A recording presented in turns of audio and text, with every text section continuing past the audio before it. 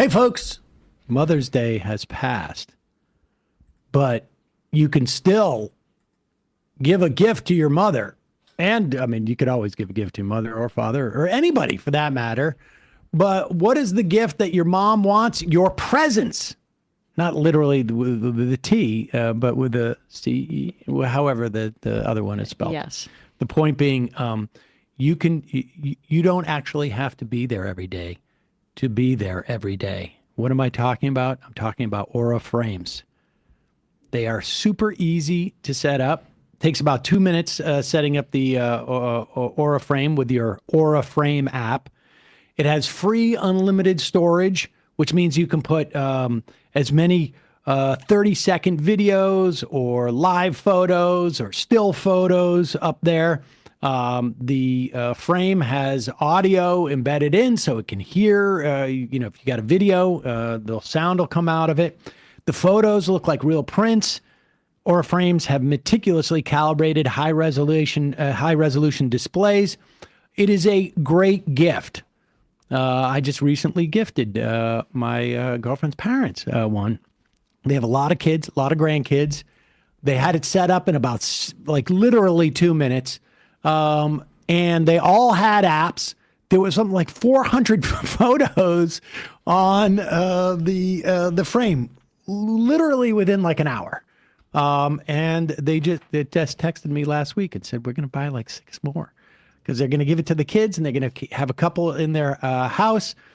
Super easy to upload photos. Just take it on your phone, put it on the app. You can put many people can have an app to your frame. You give it to as many people as you want to feed it. And you can have an app that sends it to multiple frames. Really amazing. And Aura has a great deal for the wake of Mother's Day. For a limited time, listeners can save on the perfect gift by visiting auraframes.com. Get $35 off plus free shipping on their best-selling Carver matte frame. That's AURA frames.com, promo code majority. Support the show by mentioning us at checkout. Terms and conditions apply. And now time for the show. Majority Report with Sam Seder. The destiny of America is always safer in the hands of the people than in the conference rooms of any elite. Sam Seder. They are unanimous in their hate for me, and I welcome their hatred. We must guard against the acquisition of unwarranted influence, whether sought or unsought, by the military-industrial complex. The Majority Report with Sam Seder. And I get the feeling you've been cheated.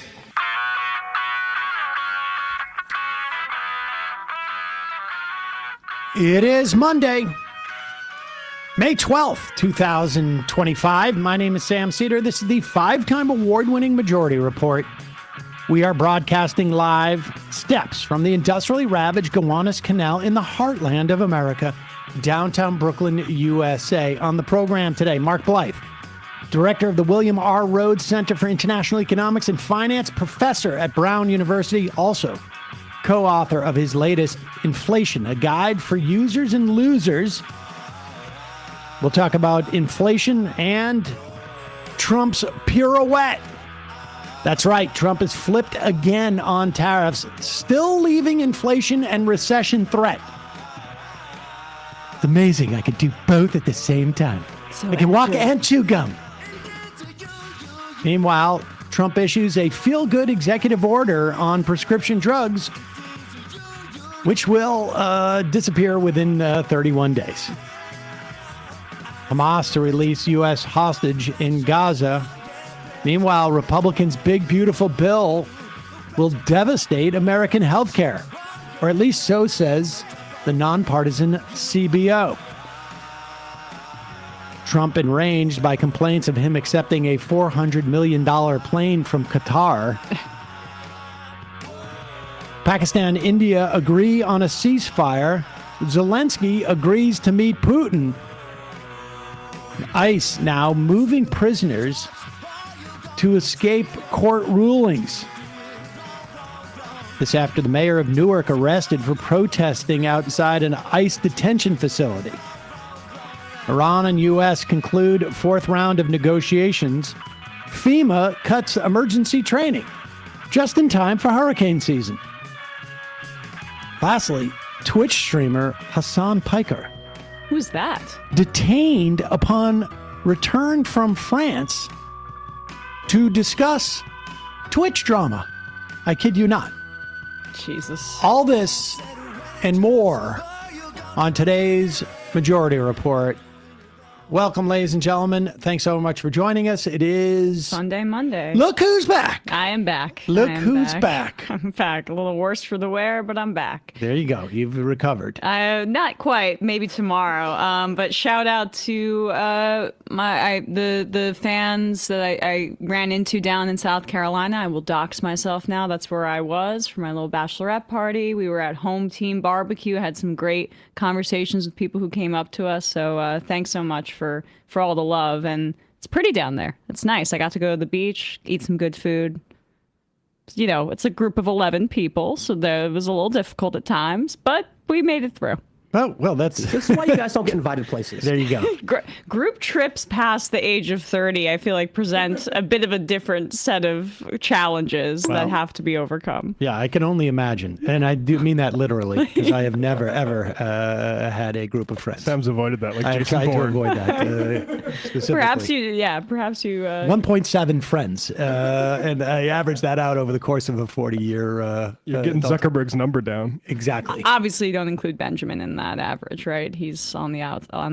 Shout out John Benjamin. He was in the new Zoran ad. He That's was. Right. Yes. He did perform in the new Zoran ad.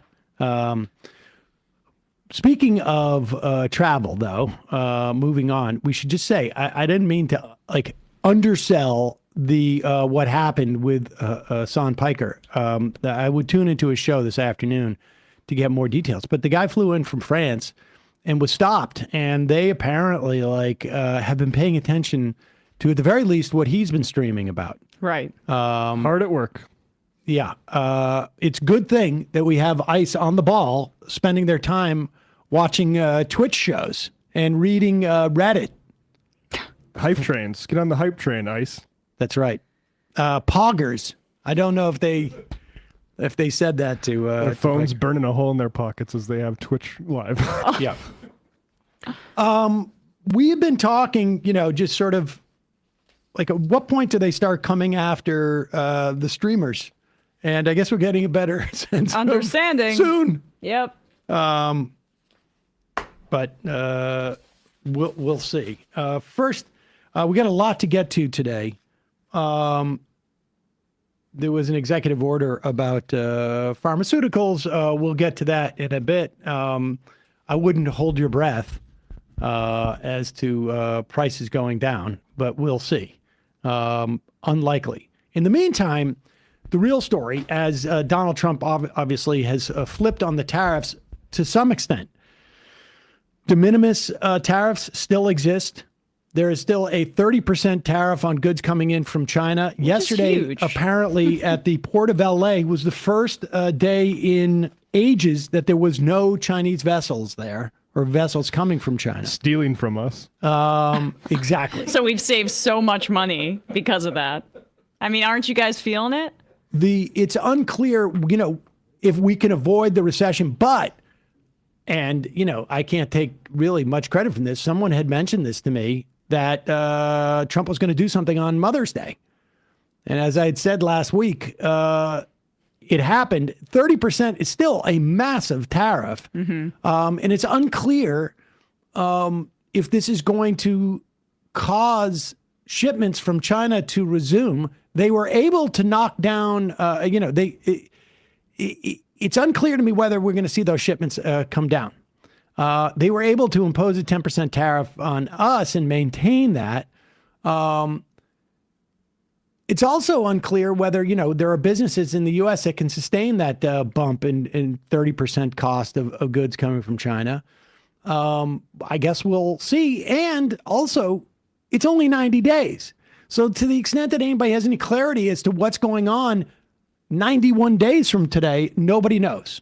it still has that problem of insecurity, which chills investment in the country if people don't know if these insane tariffs are going to resume in 90 days. This is part of why you can't do policy this way. Say, decide I'm going to build a factory because, well, maybe I won't need that factory after 90 days. Right. What if I had a football team and all we did was punt? What?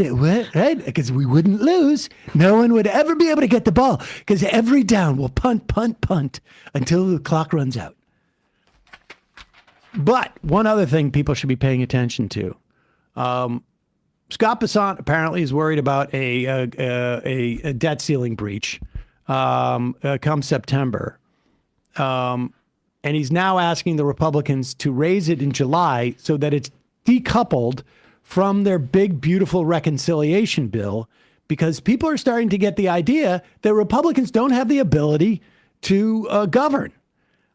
Because their party, as homogenous as it is, it has a very small majority in the House, and they can't seem to agree on just how much pain they want to inflict on the American public for the sake of tax cuts for rich people. And so some people want a lot of pain, and some people want that much more than a lot pain. And here's AOC talking about a congressional budget office.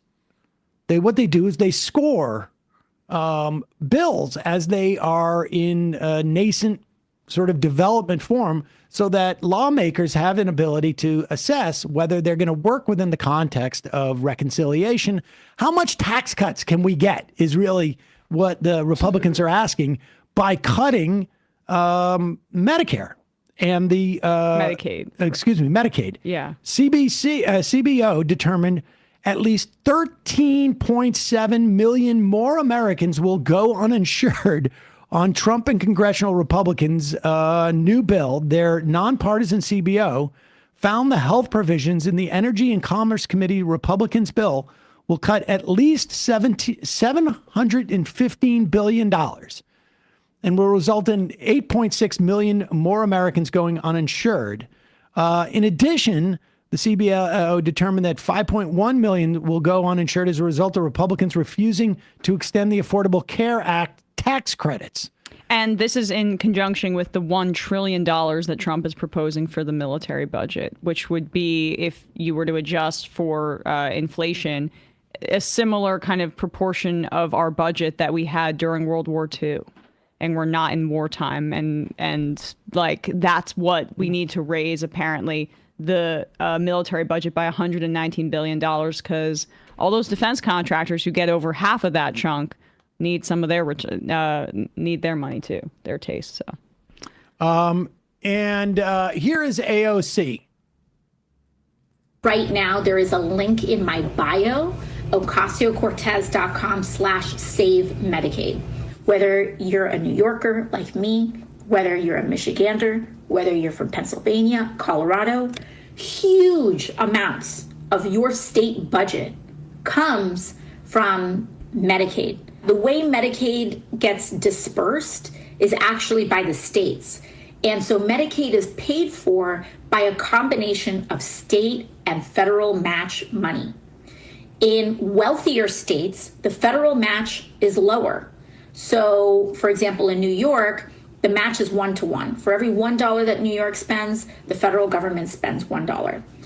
Other states, like Kentucky, they actually get a higher federal match. Around 70% of their Medicaid disbursements are paid by the federal government, and 30% are paid by the state.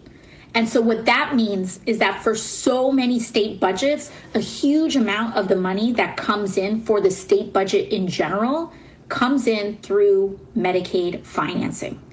And so if you touch Medicaid, you are also blowing a massive hole in a lot of state budgets, which are going to affect schools, which are going to affect lots of other things to make up the difference. I've been sitting through all these committee hearings.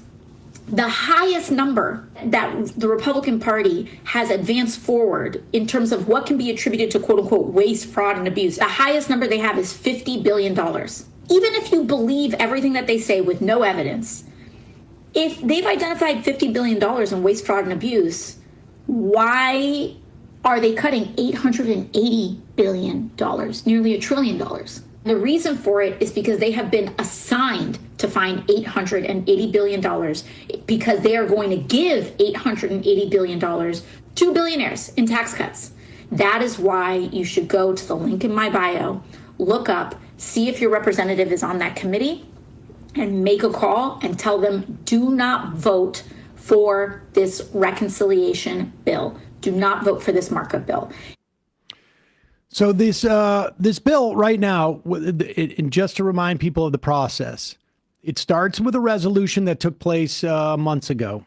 And essentially the top line is we're going to require these three committees. I'm just making that up. And I think in this instance, it was like, the bulk of it was these three committees to find this amount of cuts. And one of those committees was the one responsible for Medicare. And within their portfolio of all the money that they spend, Medicaid, it became very obvious when they're supposed to deliver over $800 billion worth of cuts. A lot of that's going to come out of Medicare. Medicaid, excuse me. It's okay. And they were able to get past that part of the process. But now that it's going down, you've got committees that are working on like these are the type of tax cuts. We want to extend the Trump tax cuts. And then you've got Republicans in like New York or California who the only value they bring to their constituents, more often than not a wealthy community, is a reduction, or I should say the resumption of SALT cuts, which are basically offsets. Prior to the Trump tax cuts, if you paid property taxes, state taxes, local taxes could be deductible on your federal taxes. That went away as a way for Trump to punish high tax blue states that provide services for their people. Like AOC said, in New York covers 50% of the Medicaid payments, so can expand and be more generous with how many people get Medicaid in the state. Whereas Kentucky relies on the federal government for 70% of their funding. And that's the way they keep their taxes low. And so it doesn't matter if you're a rich person in Kentucky and you pay your real estate taxes because they're so low relative to New York. Now, with that said, this is a rich person's tax deduction. Yes. And these Republicans want it, and these moderates are afraid. Like, if I don't deliver this, what's the value of me to my constituents? And so they're balking at this. Meanwhile, other conservative, hyper-conservative lawmakers are saying, well, we need more cuts than just what you're talking about with Medicare, because we need these tax cuts for Republicans. So they are having trouble balancing essentially these competing forces, and they are constrained, at least for the time being, by a thing called the Byrd Rule, which means that the reconciliation bill, if it only needs 50% votes in the Senate, as opposed to being subject to a filibuster, must be budget neutral.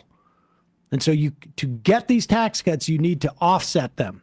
Now, they're going to try a lot of different like accounting tricks and whatnot, but Scott Bessant's worried enough that he's saying, can you raise the debt ceiling before you get to this whole reconciliation thing? Because I'm getting a little nervous. It'll be interesting to see some of this schism, because if you saw yesterday, or maybe it was this morning or yesterday, Josh Hawley took out an opinion piece in the New York Times saying not to cut Medicaid because Missouri is one of the 40 expansion states under the Affordable Care Act. Whoopsie. Now, some 21% of Missourians benefit from Medicaid or CHIP, the companion insurance program for lower-income children, he writes. And many of our rural hospitals and health providers depend on the funding from these programs to keep their doors open. And those are the bodies that actually engage in waste, fraud, and abuse. And they're not looking into that relationship, right? The middlemen that take out money from that. But it'll be interesting to see where the Republican divide lies, because there Florida, South Carolina, I think, Tennessee, other states that haven't expanded Medicaid, versus a guy like Josh Hawley, who's maybe in a more precarious situation in Missouri, where now, as he writes, over 20% of his constituents are enrolled in this. It's a major, major thing. And it will immiserate people if this goes through. Half of rural births in this country are covered by, or about half are covered by Medicaid. Yeah. We shall see. But they supposedly were going to have this markup stuff done by Memorial Day, which is in about 10, 12 days, somewhere around there. It's in 90 days. Everything's in 90 days. Always 2 weeks away. 90 days and 2 weeks. Wasn't that the TikTok ban? That was supposed to be 100 days or something like that, and then it's coming back. They're going to look into it. Nothing's happening. Going to look at it in 100 days. He has a tic-tac shaped hole in his heart. But we shall see. They're already getting worried about that Memorial Day deadline for having this bill in some type of shape, getting all the markups done in these committees. And we shall see. I don't know if these guys want to work over the summer, but Besant definitely wants them to get the debt ceiling, because even if the 30% tariff rate, if they had just instituted that and you weren't going to get the supply shock that is coming down the pike, I think Besant is very worried about where we are in terms of the economy, but we'll see. In the meantime, a couple of words from our sponsors, and then we'll be talking to Mark Blyth, director of the Rhodes Center at Brown University, also a professor at Brown, and author of Inflation, A Guide for Users and Losers, which is out now. First off, I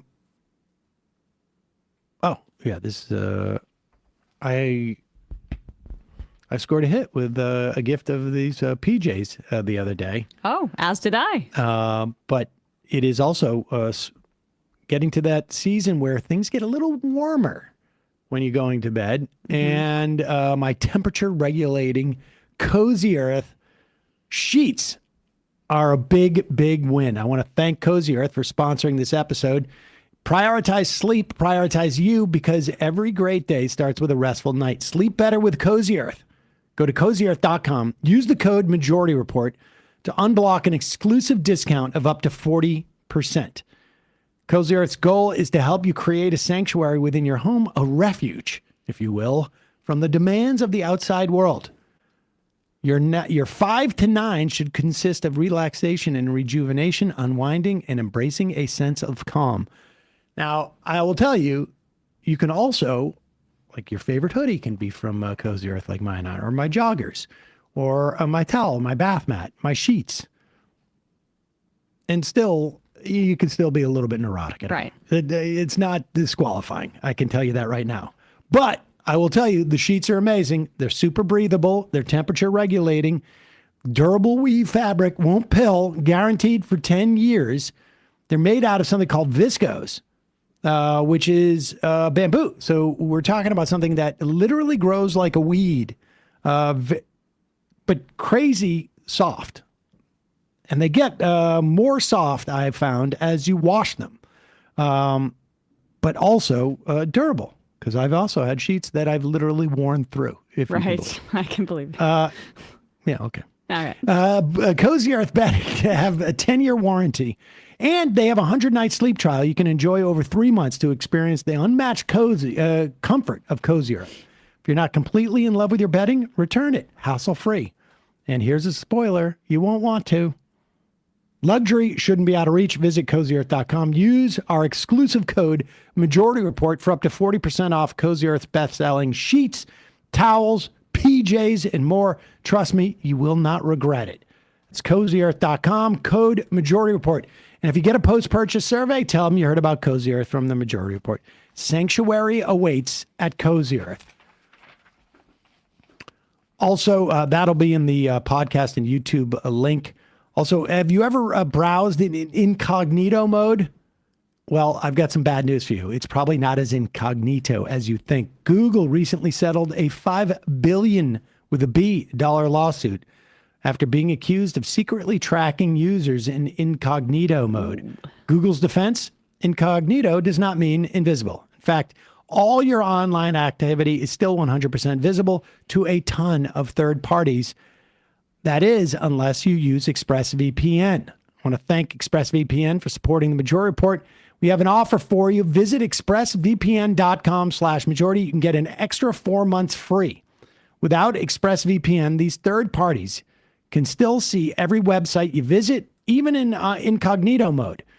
Your ISP, your internet service provider, your mobile network provider, the admins of your Wi-Fi network, maybe it's your school, maybe it's your boss, can see what you're doing. ExpressVPN reroutes 100% of your traffic and hides your IP address through secure encrypted servers, so third parties cannot see your browsing history.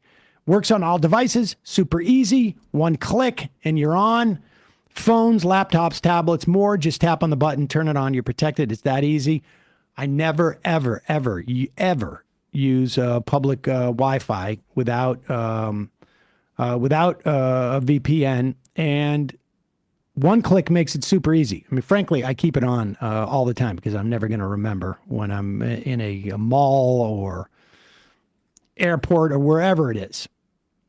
Dentist office even. Protect your online privacy today by visiting expressvpn.com/majority. That's expressvpn.com/majority. You can get an extra 4 months free. expressvpn.com/majority. Quick break. I spoke to Mark Blyth about, 2 hours ago. He is the director of the William R. Rhodes Center for International Economics, a professor at Brown, co-author, Inflation, a Guide for Users and Losers. Quick break. We'll be right back.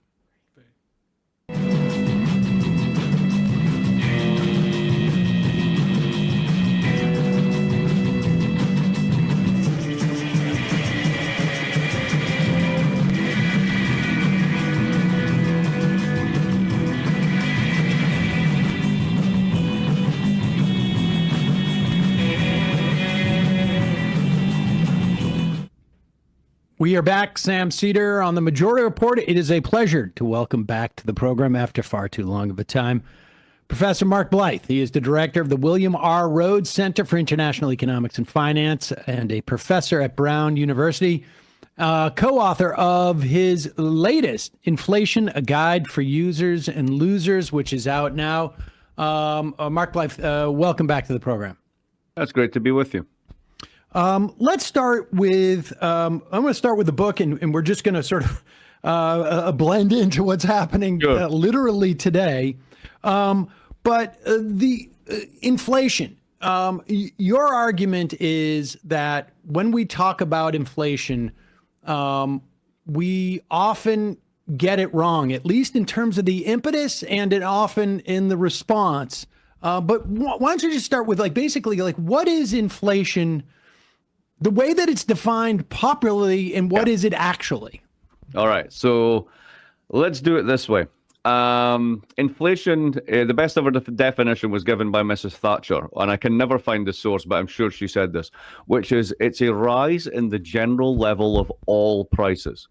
So it's not when houses get maddeningly expensive. It's not when a particular part of the market gets suddenly really expensive. It's when everything goes up. Okay, now, remember last year and the year before, there was this whole conversation about the disconnect between the way that people were feeling about inflation and the official numbers. There's a huge insight in that moment into the whole core of this thing, right? So let's think about it this way. Have you got a glass of water with you, Sam? No, I've got a cup of coffee. All right, just go with a cup of coffee instead, right? Imagine we could see through that coffee. When people like me talk about inflation, what we're interested in is the rate of change of the level of prices, right? The delta, if you want to be fancy about it. And that's a bit like looking at the surface tension on the glass of water. Now, if you're a normal punter, you don't care about that. What you care about is the level of water. Now, if the level of water is the level of prices, what people experience is the level was here and now it's here. So when my people say, yeah, but the rate of inflation's slowing, and they say, yeah, but eggs still cost $12, what are you talking about? They're actually more correct, because what they're looking at is the total level of prices. Now, why does this become It's even almost more analogous to what happened today with, or I should say, over the past 24 hours with tariffs on China. Putting aside any relationship between tariffs and inflation, if you start at 145 and go down to 30, you're still at 30. Yeah, Whereas, exactly. 6 weeks ago, we were at 10% or zero. Yeah, or zero, so absolutely. It's so it's the a levels actual question. It's a levels Right. question, absolutely, right? Now, why does this matter, and why did you get this big disconnect? Well, you know better than most that we're living in possibly the most unequal economy that we've seen in up 100 years, if not more. So the bottom 60% of the income distribution in the US hasn't had a real wage increase in decades because inflation's eating away what meager gains they've got. So imagine that you're spending 60%, 70% of your disposable income on consumption goods. This is what inflation measures. Why CPI, consumption, right? So the poorer you are, the more you spend. If you're shopping at like Dollar General and prices go up 10%, you and your family have to have a serious conversation about what you're going to do without. You're in the top 10%, you're shopping at Whole Foods, you clearly don't give a shit about inflation anyway because you're shopping at Whole Foods. But you also use a much smaller proportion of your income for direct consumption. So the way that people actually feel and experience inflation is hugely different across the income distribution. So the professional classes are looking at the rate of change. Ordinary people are looking at levels. And if you're in the bottom 60, that squeeze on levels really hurts. If you're in the top 10%, you barely notice. And in fact, you're probably winning because if equities are going up at the same time, you're making it that side of the equation rather than losing on the inflation side. And when we talk about what is measured in inflation, a lot of the things that are measured in inflation, or I should say aren't measured as inflation because they have other drivers of increases that aren't necessarily universal. Those things tend to be the most important, particularly if you're in that, like, I don't know, the bottom 70, 80% of the income distribution.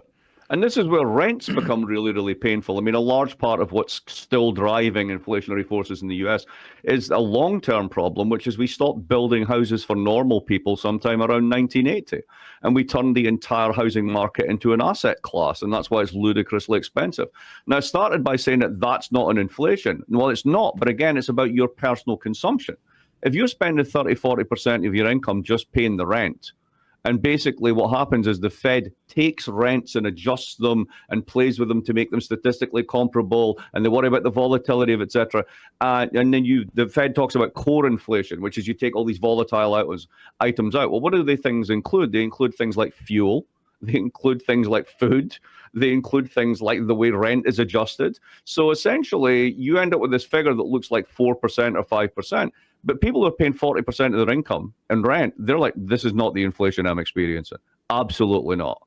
So again, that disconnect that people felt was very real. Let's go back to the 70s and talk about inflation then, because one of the things that has occurred to me over the course of particularly watching, the inflationary pressures of COVID and what drove that is there seems to be some type of like a disconnect between the idea that prices are going up and that the fix for inflation seems to be static, regardless of what might be driving it at any given time. So let's, in part, I think your argument is that this is a function of learning the wrong lessons in the 70s. Yeah, that's exactly right. And it's not even our argument. What happened is this is an ex-central banker and economics professor called Alan Blinder. And he's actually been going on about this for years. He's got a whole series of papers on this. And it kind of makes sense, right? So here's the basic story. When Europe's inflation rates went up in 2022, what happened? Basically, they had no gas anymore. They've been importing it from Russia, right? So suddenly you don't have any gas. You got to scramble for gas. World prices go up. European prices go up, all that sort of stuff. And then your response is, let's look at the labor market and let's raise interest rates. What does one have to do with the other? This is clearly just a big supply shock. You can't get supply, prices go up. Now, interest rates are part of the response to that, because if it is the case that basically these prices are going to go up, you want to chill the economy a bit so it doesn't get out of control, etc. But the fundamental story that we get is it's money that drives these things. There's two basic narratives The first one is the government spends too much money. This is the Biden stimulus thing, which falls down on the fact that there was one Biden stimulus, but about 30 countries got inflation, so they can't all be blamed on that one, right? Which is not to say that it can't be important, but it can be universally important. And the other one's the labor market. Basically, the labor market's too tight. People are going to bid up wages. Prices will go up. You get caught in the spiral. None of that seemed to actually describe what was going on in 2021, 22, and 23, pretty much anywhere. And to their credit, the central banks figured this out. By about 2023, the European Central Bank figured out that 40% of the inflation they were facing was literally price gouging from companies. And they actually admitted that. But a lot of this comes back to the 1970s. You'll remember Milton Friedman's famous line that inflation's always and everywhere a monetary phenomenon. That's the shorthand. That's the shorthand for what we learned. For the sake of, like, and this may be a little bit rudimentary, but explain to us when we say monetary policy versus fiscal policy, and then these other elements that can drive, logistics, supply shocks, whatnot. Yeah, so the basic story that I was trying to get at there ham-handedly is the following. We look for monetary causes for inflation, right? And what that means is there's too much money chasing too few goods in the economy. So what you want to do is increase the price of money, the interest rate that jacks up, so that you counteract those forces. But if what's driving inflation is ultimately a series of supply shocks, logistics, ships not arriving, you can't get what you want, what you need, etc., then it's not clear that that's the optimal response. There's going to be other ways of dealing with it. And again, as you said, Sam, this comes back from this particular reading of the 70s, but very interesting, these papers by Alan Blinder challenge us and say, what actually happened was a whole series of discrete supply shocks, everything from fighting the Vietnam War off the books, incorporating women in labor markets for the first time at scale, the same with minorities, failed wheat harvests, oil shocks, all this sort of stuff came along in the 70s, and it lasted a decade. But it was actually a bunch of discrete supply shocks. And if you see it that way, money is not really your problem in controlling the money supply or the interest rates or whatever. It's about adjusting the supply side of the economy so that the inflationary pressures dissipate. And this is kind of when you learn the lesson of the 70s, it's always and everywhere a monetary phenomena. You reach for interest rates. And then we figured out this time around, employment went up. It didn't go down. That wasn't meant to happen, remember? So the responses we got this time were weird, which is what made us kind of start thinking about this. Okay, and I want to just slow down just a little bit so that people, in starting from the end backwards, the Fed has a dual mandate, and that is to keep unemployment as low or employment as high as possible, but also to keep inflation under 2%, and they can change that target rate at different times. So back in the 70s, the assumption was that people just simply, we had put too much money into the system, and that there was just too many people had too much cash, and they were going out trying to buy goods. But talk about how, let's just start with Vietnam. You've got a lot of people go into the military. How does that impact? How does that create a supply problem, as it were, either for labor or for anything else? Well, labor's the easiest one. When you got 500,000 people tied down fighting the war in Southeast Asia, and you don't really want to raise taxes, you're going to have to fund that some way, and you do that by allowing the deficit to rise. When you've got all those people not in America doing things, they're off doing something else, then you're going to have incredibly tight labor markets. That means that anybody who wants a job in that environment is probably able to get a higher paying job. So you're bidding up wages because of the tightness of the labor market. That would be one example as to how this works. Let's take the oil shocks in 74, 79. This is America as a much more industrialized economy. This is still the heyday of manufacturing, et cetera, in the United States. So oil is this input that goes into everything. When you could quadruple the price of oil, the prices that everything comes out the other end of that, they're going to have to be more expensive. So you have all these different forces that are all pushing in the one way, which is basically you've got a fixed amount of stuff in the economy, and you create an excess demand because there's too much money chasing it, and that means prices has to go up. That's the basic story. And it's not completely wrong. It's just incomplete for the moment that we're in. Well, okay, so why was the response to that?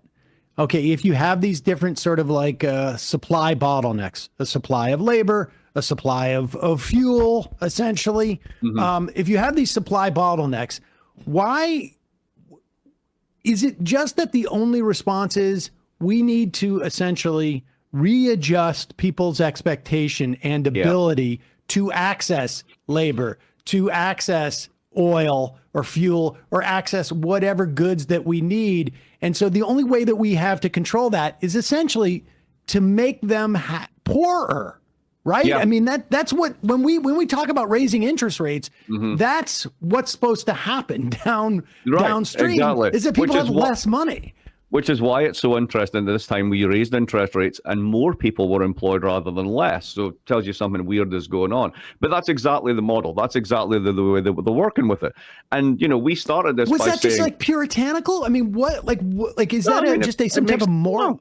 No, it makes sense. Think it from the point of view, you got to think of this word expectations. It's not like changing your expectations to access labor or something. The way that we began to think about inflation as a problem in the 60s was really about expectations, right?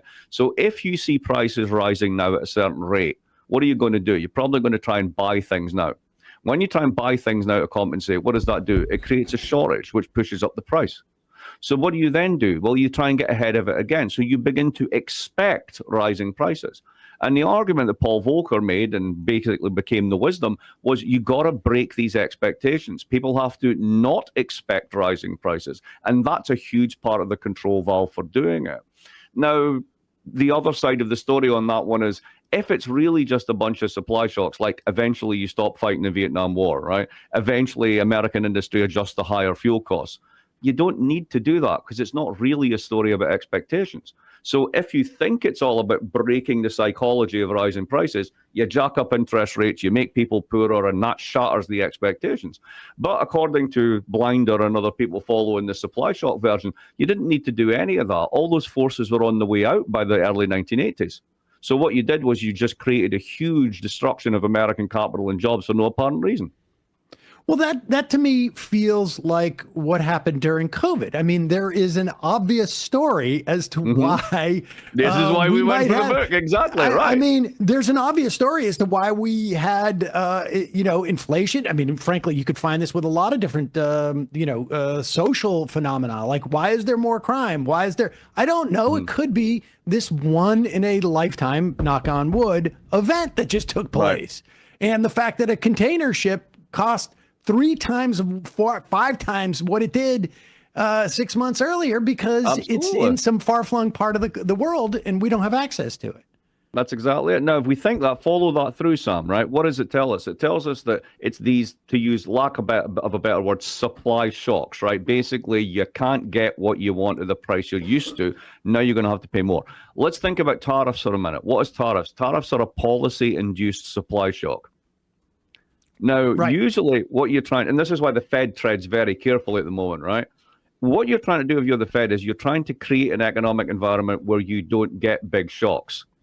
And now you've got a guy in the White House who's determined to create big shocks. And these are supply shocks. They are making things more expensive deliberately for this project of bringing industrial economy and industrial jobs back to the United States. So imagine a world in which it's not just once in a lifetime events like COVID. We now start to shock ourselves. That means that you're not going to get these once-in-a-lifetime events. Let's think about climate change. What is climate change? Climate change is basically a giant supply shock inducer. Whether it's droughts, whether it's breakdown of food webs, whether it's simply things being too hot to farm in certain areas, all of this stuff coming down the future means that we need to get more attuned to the idea that inflation is going to be around a lot more than it was for the past 30 years. I don't... What I still can't sort of wrap my head around is that there's, and COVID seems to be, having lived through that period, it seems to be the most obvious example. But if Blinder could see that there was a series of supply shocks, why was there seemingly very little effort, if it's about breaking expectations, to articulate this? Is it just a sense that like no one's going to listen to us anyways? We just need to literally take more money out of people's pockets. Yeah, I think that's a pretty good way of summarizing, actually. Like, we looked into this in the book. We were like, okay, expectations, right? So it's all based on this weird model whereby the central bank sets these expectations as to what monetary policy will be, which basically means what interest will be and how much credit will cost, right? And then the public internalizes this, and then they adjust it. And they're like, does this really happen? Do people really think this way? Turns out there's remarkably little evidence that actually that is the mechanism. One of the favorite papers I discovered doing the research on this was one from the Bank of Spain.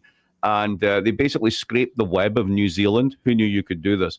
And they basically looked for people in the financial sector in New Zealand to figure out if they were at least listening to what the central bank was saying. And it turned out you were thousands of times more likely to pass your mate in finance a puppy video than to actually pass around a central bank forecast. So if that's not the mechanism, what is it? And I think, Sam, you've got it, which is essentially, look, if prices are rising too high and it's got something to do with people expecting higher prices, let's make things really expensive so that they calibrate those expectations down. That's basically what the model is. The question is, if it's a supply shock, that's really different from an expectations thing, right? One of the mechanisms in your head, that's what's driving it up. The other one is you just don't have shit anymore and it costs more.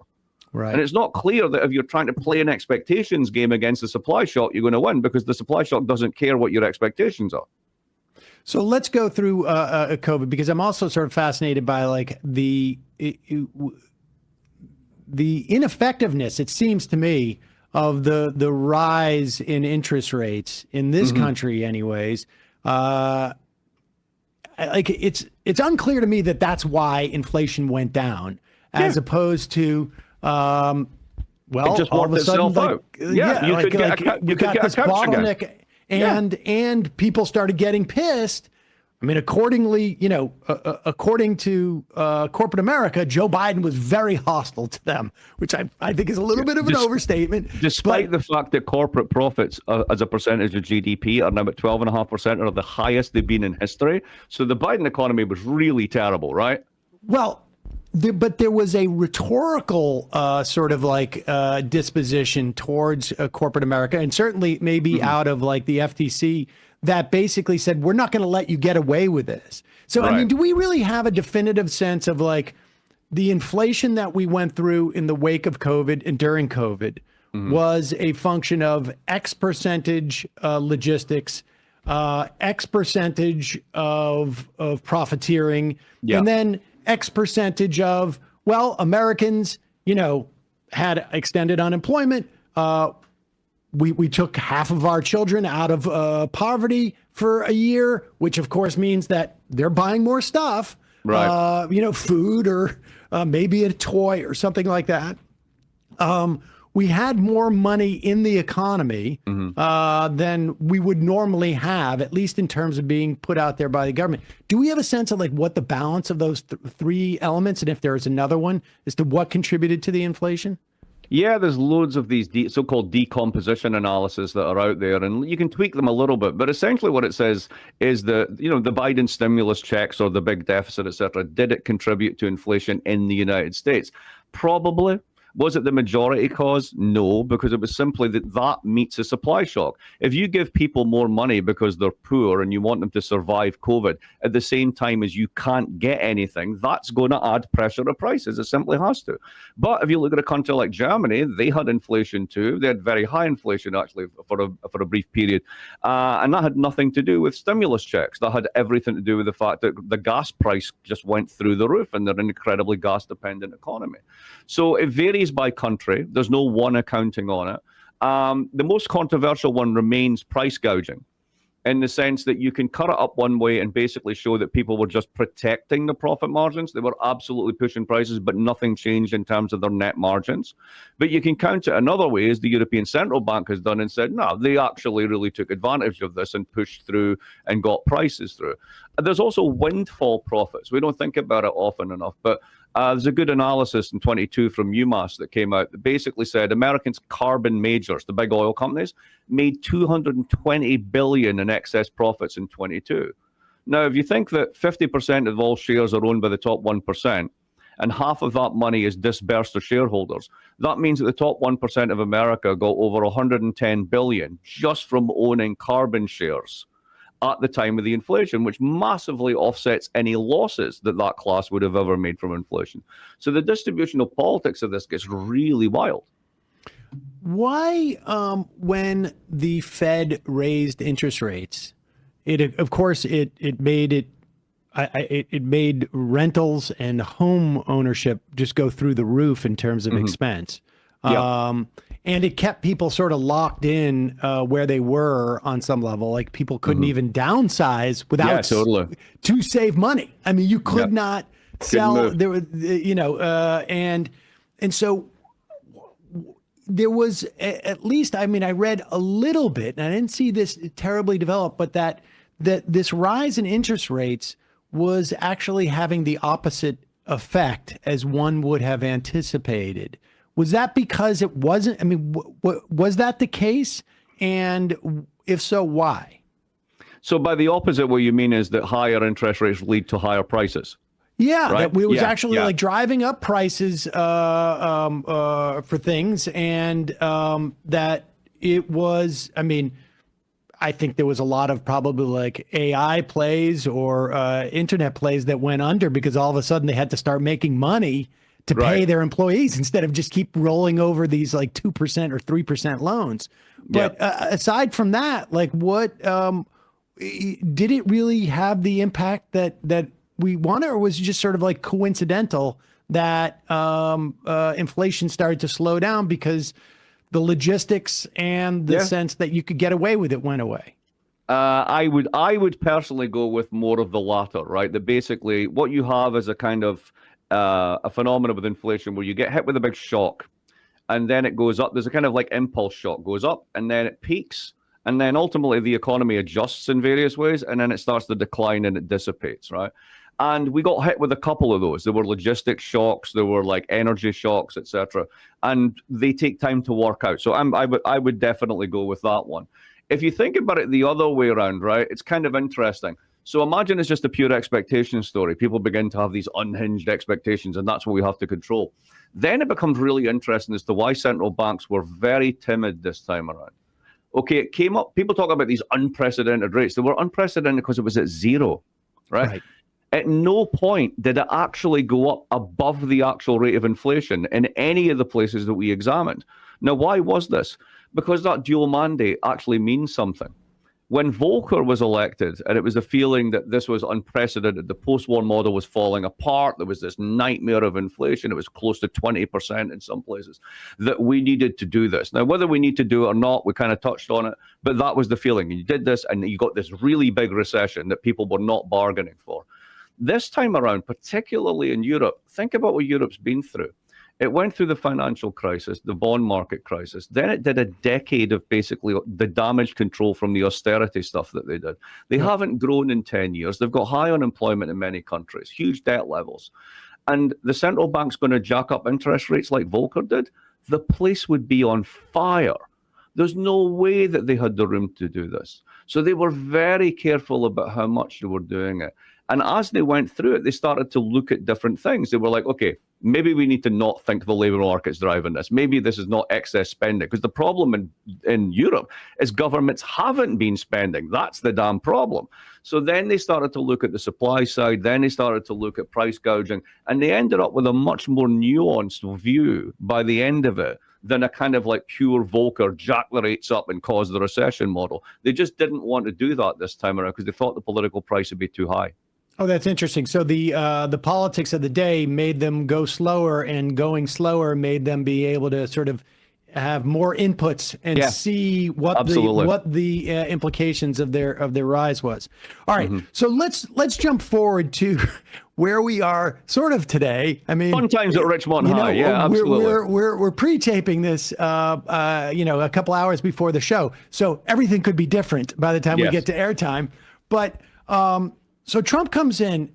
Does anybody have an idea as to why he's imposing these tariffs? Like, we saw the tariff regime, in his first term, 10% on China. People didn't pay too much attention to it. Then we saw tariffs employed in the context of the IRA and the CHIPS Act, which was met with as much, if not more, on the sort of internal domestic development side where we're going to subsidize the building of these things, and we're going to recognize we need to train and educate people to work in these type of factories. And then the tariffs are there also as like a carrot stick.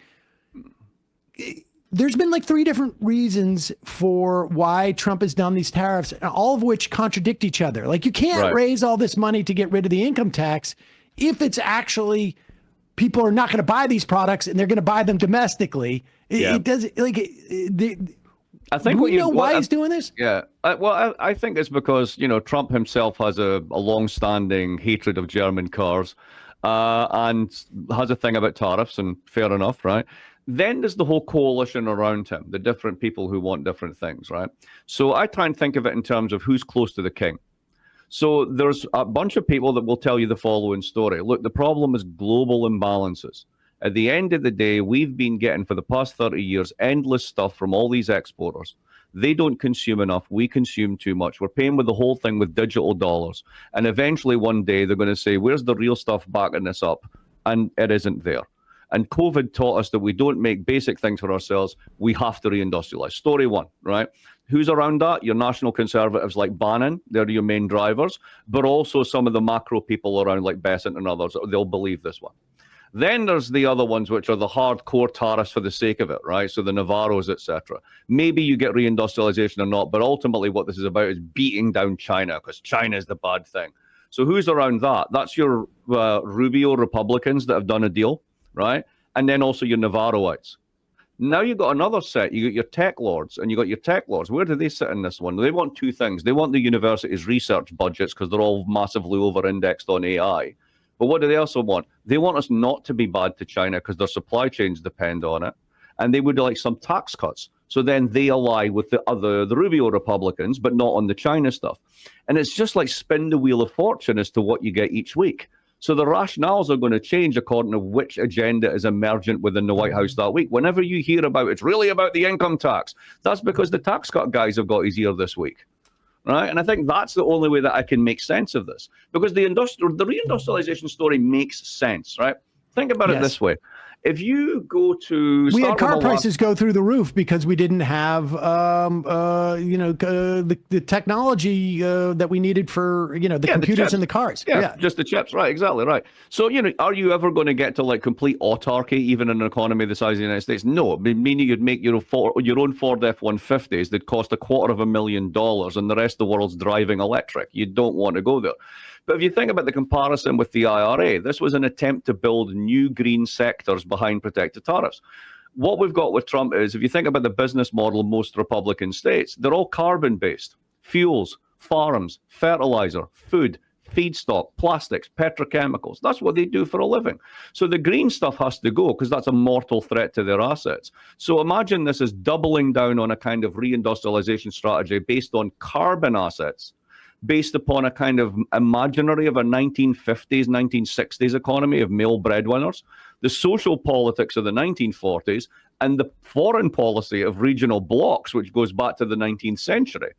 Now, can you actually execute all this? Probably not, but I think that's what's in the imaginary of all this stuff.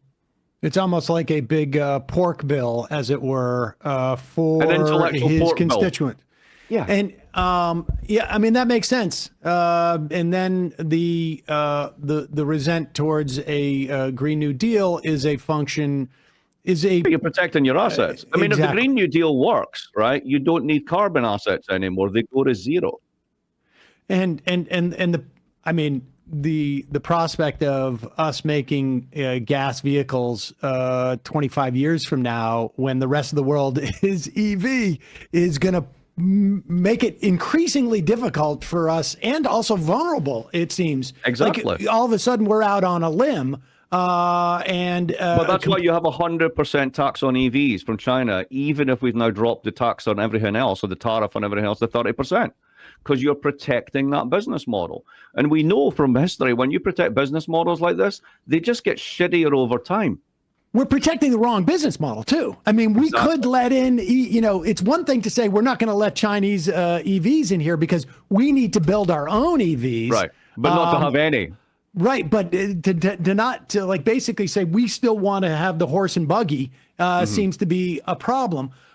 Let's talk about what is curtailing Trump, because we saw the stock market dip, but it was really what's going on with the bond market that it really became sort of disciplinary for Trump. Totally. So here's how I think about this, and it's a fancy word, but for once it's a fancy word in economics that makes sense, right? Why are treasuries special? They're special because everybody uses them as the savings asset for the world, because there's so many of them. Most people don't know this, but more dollars are manufactured outside the United States than inside the United States in the form of dollar lending. So if you're Pakistan and you want to do some trade with Bolivia, you do so little trade with each other. Trying to clear that directly with each currency is a waste of time. Everything gets priced, everything gets billed in dollars. So there's a huge surplus of dollars. Cash dollars don't do you any good. They're a liability. What's the easiest asset? Turn it into a treasury bill. You get paid 3% interest. You get all your money back 10 years from now. What could go wrong? It's the universal savings asset. Here's the fancy word. Treasuries are information invariant assets. What does that mean? The news cycle doesn't matter. A treasury is a treasury, a treasury. It doesn't affect its value. What did Trump do on April 2nd? He made it an information sensitive asset, because people suddenly went, oh shit, this guy's real. If he's going to do tariffs like this, then that whole Mar-a-Lago thing comes in where he wants us to swap out all our bonds for like 100-year bonds and maybe we'll get some interest rate.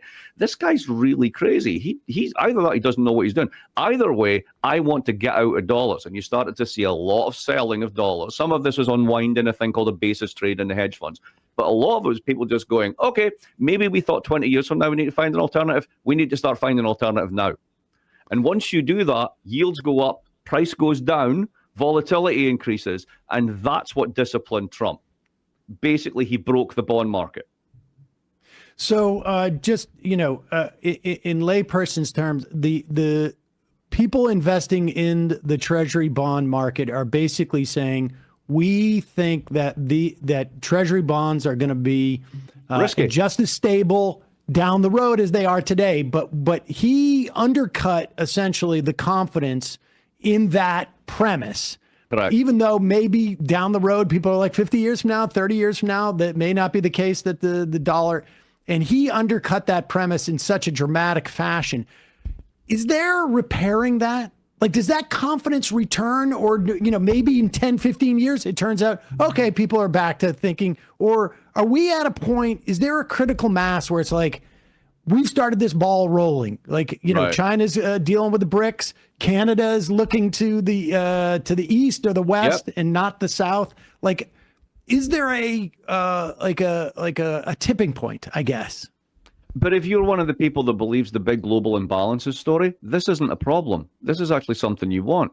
So the euro's gone up and the dollar's gone down. You care about American exports. That's good news. If you think the problem is that you're getting real stuff and swapping it for digital dollars, which is just adding endlessly to your debt, then people buying less treasuries is a good thing. So it's not as if this is actually, complete error. In a way, it's part of the strategy if you really want to change the way the world works. So, it's a classic line of there is a method in the madness here. So was it unexpected? Yes. Was it a reaction? Yes. Did it sober them up? Yes. But is this the direction of travel long term? I think that it is. I think that ultimately you're going to see this. Let's think about the level of tariffs now. We're down to 10% and 30%, right? That's huge. Like you were saying, right at the top, right? That's kind of huge. This is designed to change the world.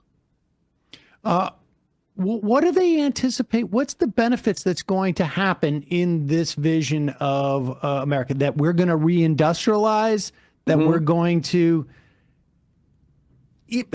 But the thing that seems just sort of strange, it almost seems like they're looking to create an underclass that, or like a new type of underclass that has no mobility, because simultaneously we are getting rid of, like, we're attacking universities, we're attacking, like, we're shutting out HB1 type of people, like right. We're not bringing in, we don't seem to, it's like a fortress mentality, I guess. It is, and I'll give you Steve Bannon's version of this because I heard him talk about it just the other day in DC.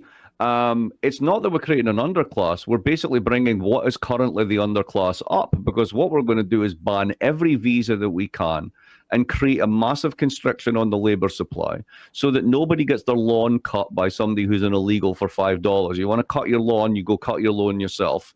And then what we do is we put these tariffs up and we bring manufacturing back home.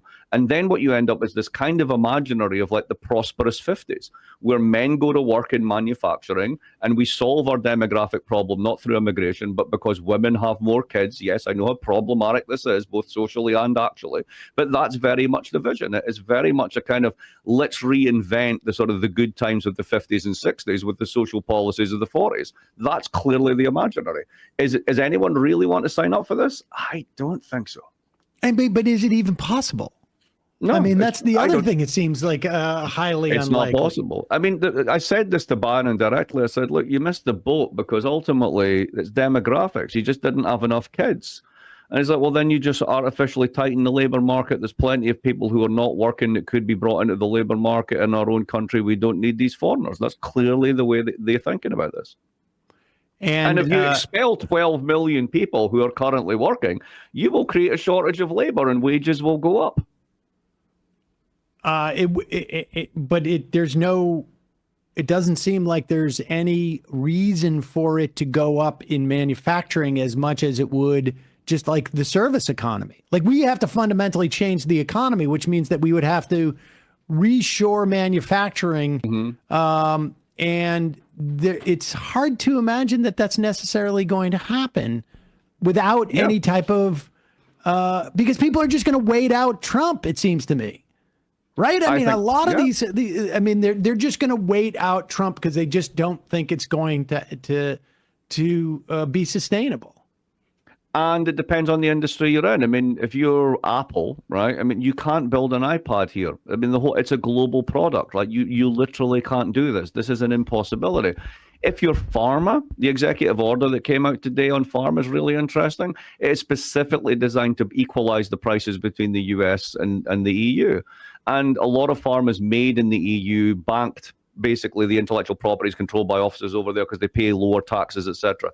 And if you change that calculus, you can get pharma back home. That's pretty straightforward. How many jobs do you create doing that? Not nearly as many as you think, right?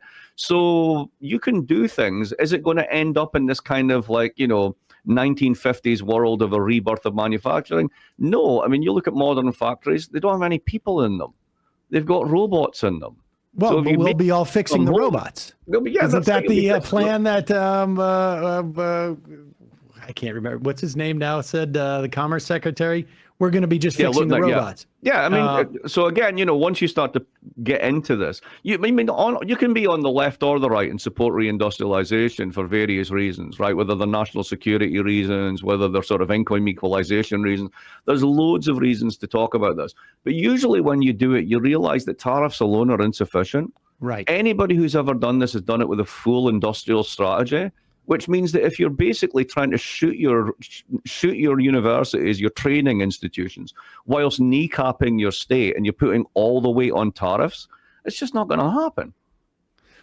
Where is this going to leave us? I mean, this is so in flux that it's hard to say, but it feels like there's a certain inevitability at this juncture, regardless of if he went back down to, we're just going to do 10 and 10, which is also... I find sort of like the whole point is that we beat them. And if we're both at 10 for reciprocal tariffs, it seems like it doesn't. You haven't really done anything. You haven't done anything. I know. Except for basically increase inflation slightly in both countries.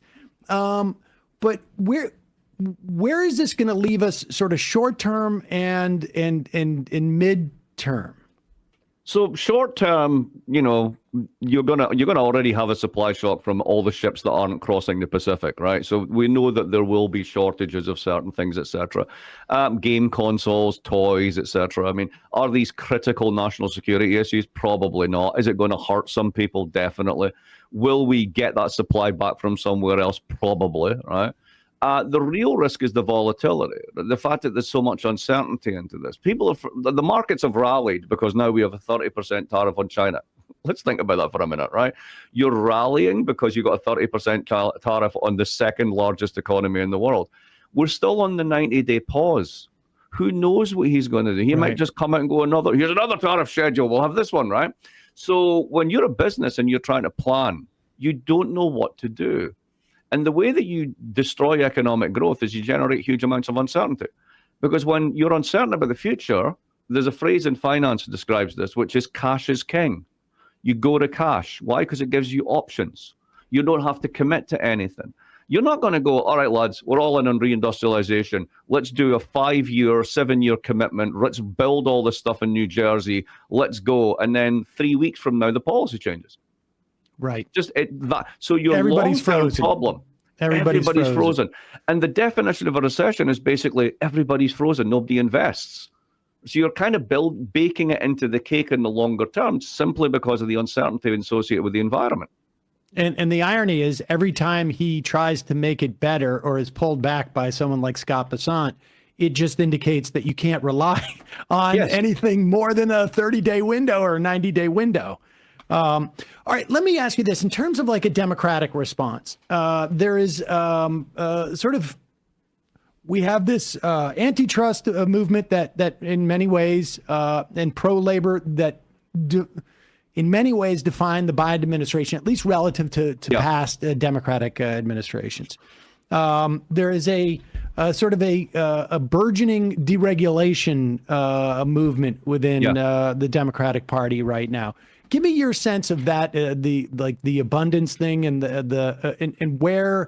how Democrats respond both in terms of like what may exist in terms of our economy in the event that they're in a position to do something about it 2 or 3 years from now, and what will address these problems, which have translated at least into, Donald Trump winning the election 2 out of 3 times. Well, let's remember that, although Lena Khan was very good in pushing things forward, it's actually this administration that's got Microsoft and Google in the dock. Yep. Right. So there's a continuation there. So you can't go back to that as your safe. Look at us. We'll do this because they're already on this one. Right. In terms of labor, you've essentially lost the working class vote completely to the Republican Party. So you need to do something really drastic.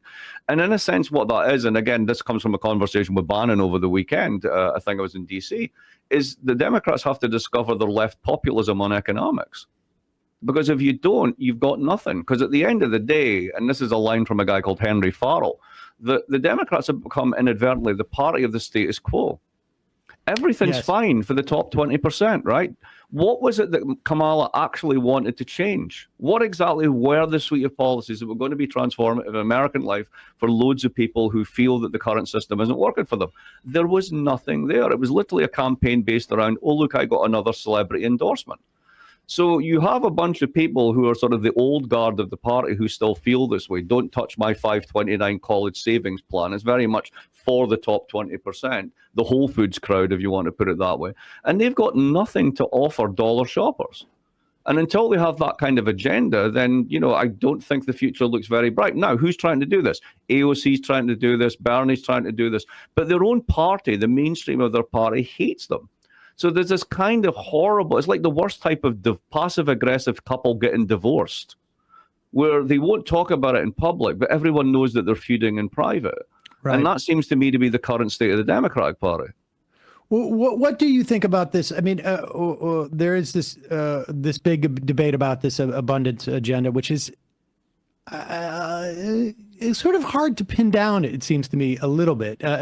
Maybe there's specific local things, but as a broad movement, it's a little bit hard to pin down. But how much of what we are dealing with from an economic standpoint has to do specifically with inequality? I mean, that question gets, or that phenomena can be addressed as like, we have a problem with the oligarchy, or we have a problem with billionaires, we have a problem with millionaires. The idea being that we have such an unequal distribution of money that we have a commensurate unequal distribution of political power. And this is both, maintaining the status quo and inhibiting our ability to provide for more people. I wouldn't differ from that at all. I think that's entirely correct. I mean, the big problem with it macroeconomically is when you've got so much wealth and income skewed to the very top, your economy is driven essentially by rich consumers, which means that the people at the bottom, who are the vast majority of people, are living on very expensive credit. And that's not a sustainable model over the long run, because ultimately they have to have real wage growth, but that would be negative against the gains of the top 20%. And they're the people that fund campaigns, politics, the whole lot.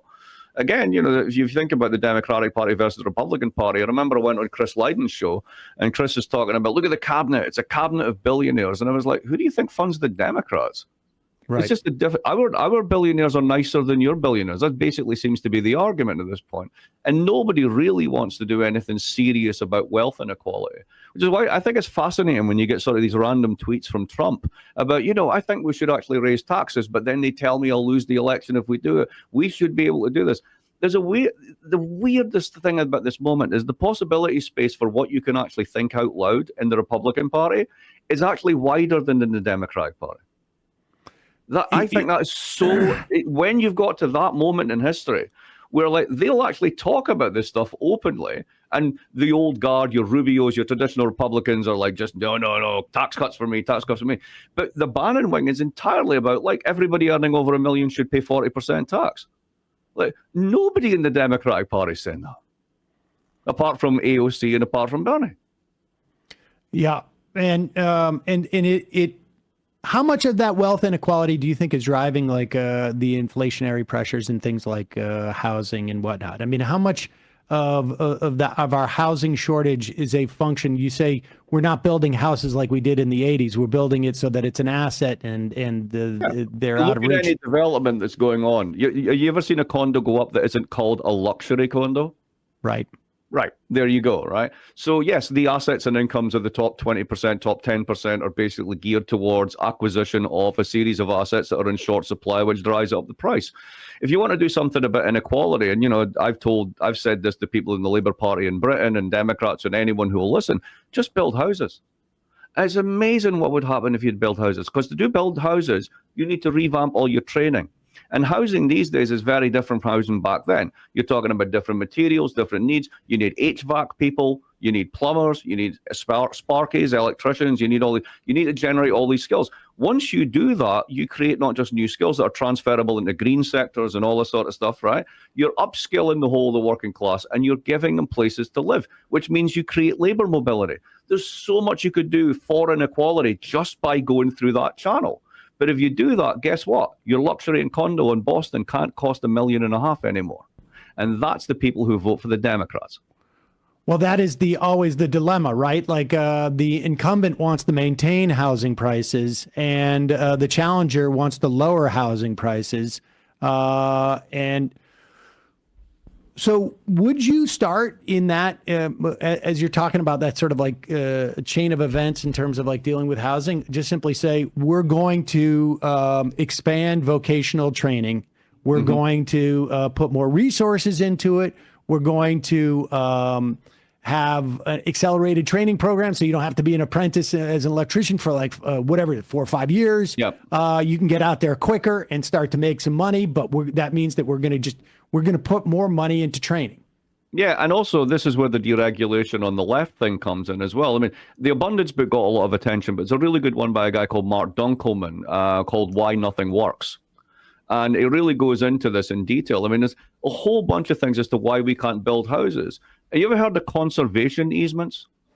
This is one of the best scams in the tax book, right? So basically, you get a 40% tax write-off if you buy a big piece of land and say it's for conservation.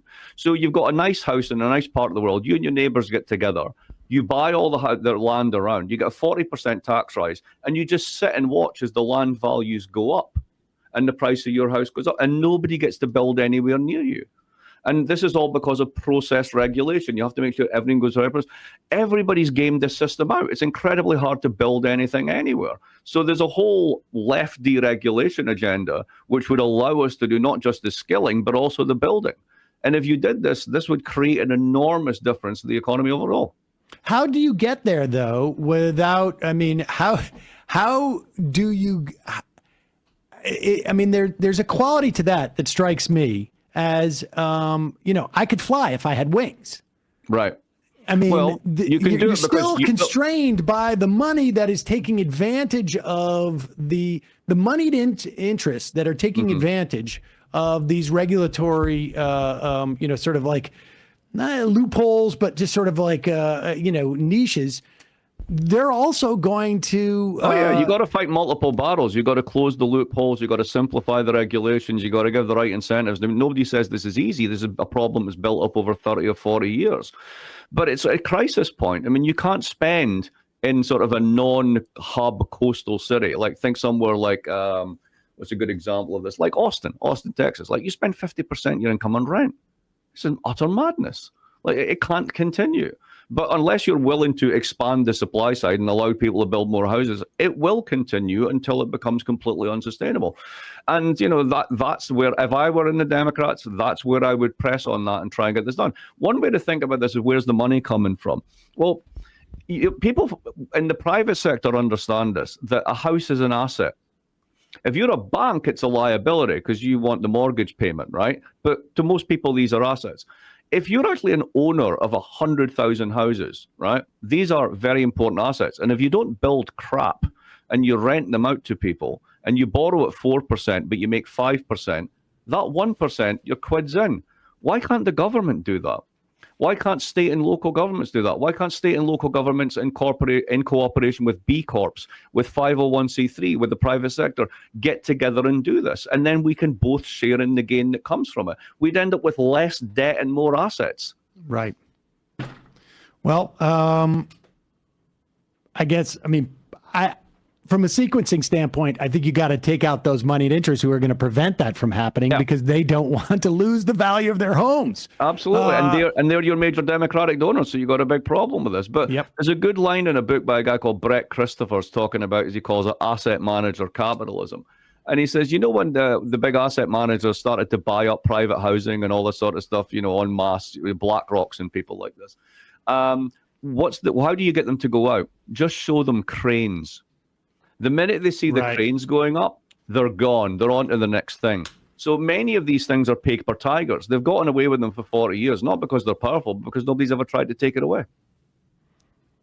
Mark Blyth, director of the William Rhodes Center for International Economics and Finance, professor at Brown, and the author, or co-author, I should say, of new book, Inflation, A Guide for Users and Losers. We'll link to that at majority.fm. Thanks so much for your time today. I really appreciate it. Always great to talk to you, Sam.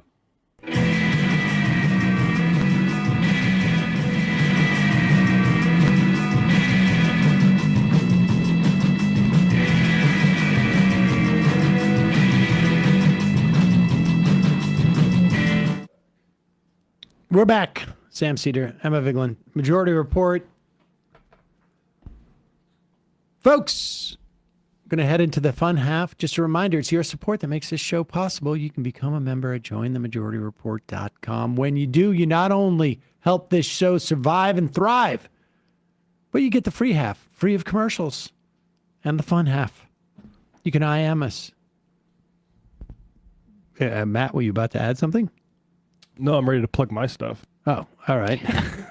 Also, don't forget justcoffee.coop, fair trade coffee, hot chocolate. Use the coupon code majority, get 10% off. Matt, did you have anything else to add to my pitch? On my stuff, where you can give me money, it's patreon.com/leftreckoning. Osama Andrabi, comms director of Justice Democrats, came on talking about this Donovan McKinney challenge to Sri Thanadar, one of the weirdest representatives in Congress right now. Also a billionaire, which is, but I repeat myself.